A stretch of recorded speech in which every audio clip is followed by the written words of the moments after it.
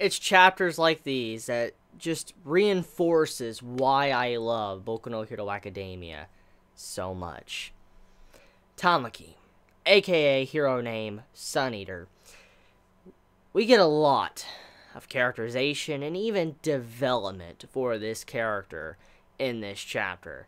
And I'll be honest, I was going to be kind of upset if Tamaki was able to handle all three of the, 8 expendables, like 3 of them, by himself.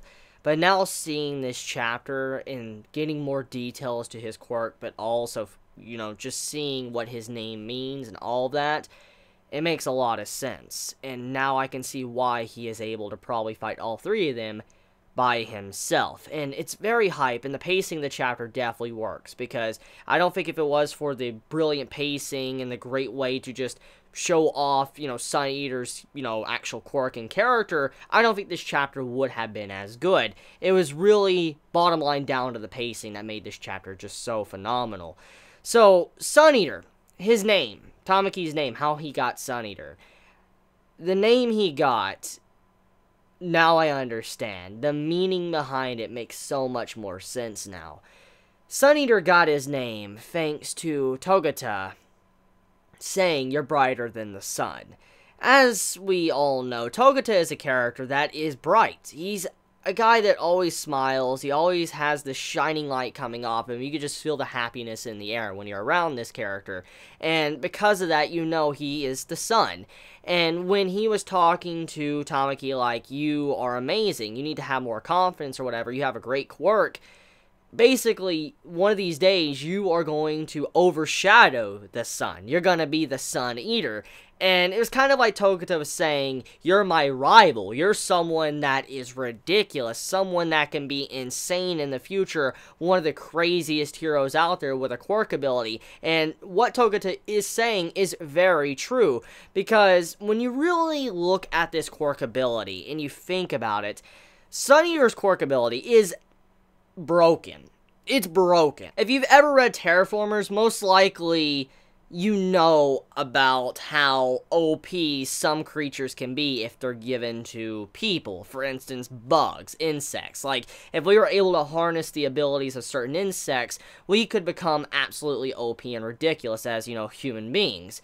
And this is actually the case for Tamaki, how he is able to consume many different creatures. He's able to use their abilities. So let's say this man was to, let's say, somehow manage to eat, like, a crazy-ass shark, great white shark. He could have, like, the jaw power of a great white shark. He was able to have the legs of a cheetah, and this man was having the grip strength of, let's say, like a gorilla or something. Just imagine how insane this man could be if he had all these little factors into his quirk ability all at once, because we do know he can use different animal traits at once. He can use, like, squid power and then a clam at the same time, and so it shows that this man, he is able to use multiple animal parts at once, different attributes of these different creatures, which makes his quirk ability insanely OP, because there's so many animals out there that are just insane, that can do ridiculous things that just blow humanity's mind. So we gotta imagine how OP he is to be able to use all these different traits from many different animals in the world.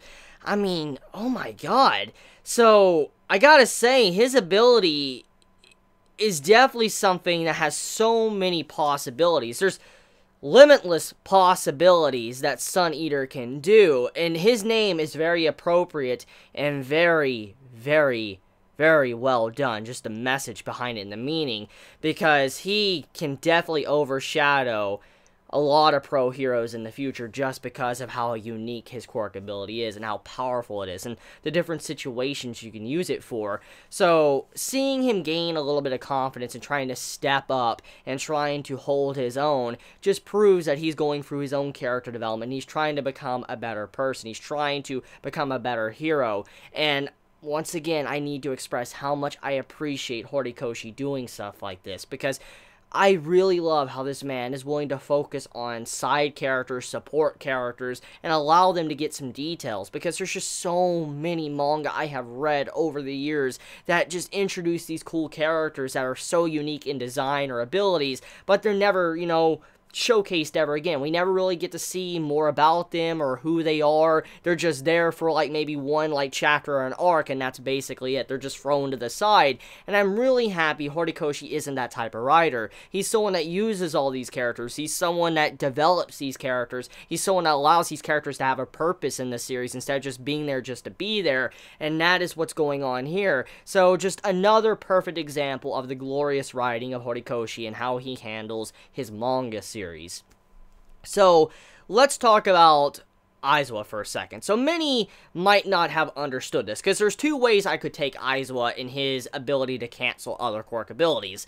As we know, Aizawa, he's able to, cancel people from using their quirk abilities if he looks at them. And from my understanding, from what was already previously established, I thought Aizawa had to continuously look at someone and not blink for he could, keep their quirk deactivated. And many might assume because of this chapter that basically Aizawa was able to leave and keep his quirk canceling ability kind of on him, like there was an after effect or whatever on top of them while he already left, which I don't think is necessarily the case. I honestly believe what happened there was that when Aizawa, when he, was looking at them and he canceled all their quirks, he continuously looked at them while he was probably leaving the room. When he was leaving, Tamaki by himself to face these three by himself, I feel like, Aizawa, he was looking back and he was staring at them constantly until eventually he had to blink and turn his head and then, continue on down the path where he was going with the other pro heroes. I feel like that's what happened there. I don't think necessarily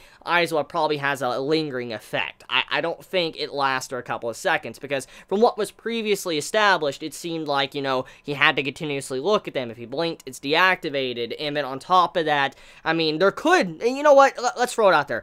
There could be a way that maybe Aizawa does have something like that. I mean, there's other sides to heroes we don't know. We have seen since the very beginning that one of the big things about being a hero is to kind of hold your cards close. You shouldn't reveal your entire hand. And since Aizawa is the type of person that seems very secretive, like he's someone that doesn't want to reveal certain things about him or how he operates, I feel like he might have a few hidden tricks up his sleeve. And maybe he does have a quirk ability that's able to last a little bit longer after he blinks or looks away. But for now, though, from what was previously established, I feel like he was just continuously staring at them until he was forced to blink and turn his head and carry on down the path. Now, moving over to a couple other little details of this chapter, we get to find out kind of why the 8 Expendables are willing to just throw their lives out there, under the bus.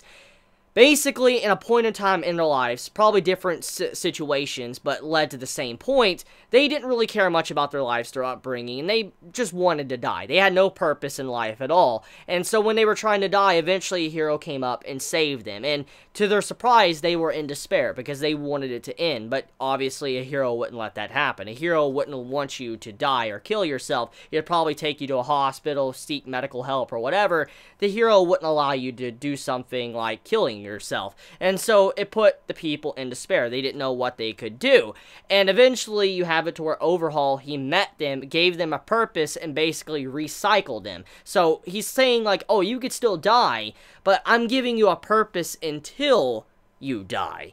And that's basically why they're going low on them, because they don't really have anything they want to do in their life. They're pretty much done. They have nothing to really live for. To go to the point to where they want to kill themselves, they don't have any purpose in life. They don't want to have anything in life or purpose in life. They're just doing what they're saying or being told to do, and then they're just killing themselves. And that's basically what's going on. So we now have a little bit of an understanding to why some of them follow Overhaul like they do. It makes sense now.